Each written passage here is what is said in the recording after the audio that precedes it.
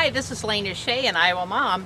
One thing I like about zucchini is it's very prolific. But whether you get yours from the garden or the grocery store, there's a lot you can do with zucchini.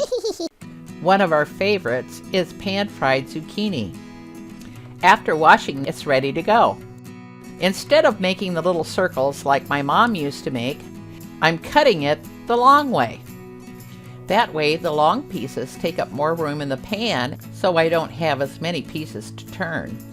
Now on this part, it looks like some of this is, the seeds are getting bigger, and so I'm going to go ahead and cut those out. I'm going to heat up my fry pan while I'm getting these ready, and I'm going to use some olive oil and turn it on medium-high heat. You can just dip these right into flour, but I really like the extra thick breading that you get if you dip it in egg first and then the flour.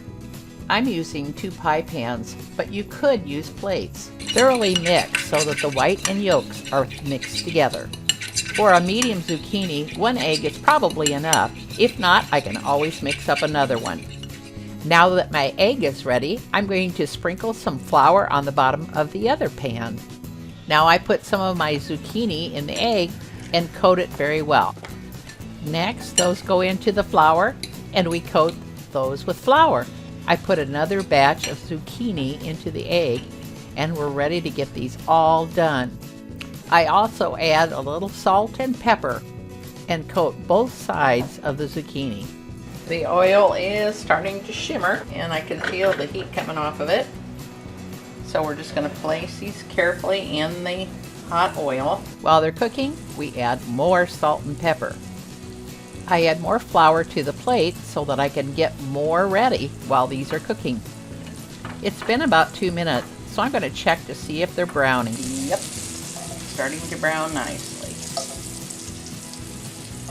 So we just flip them over.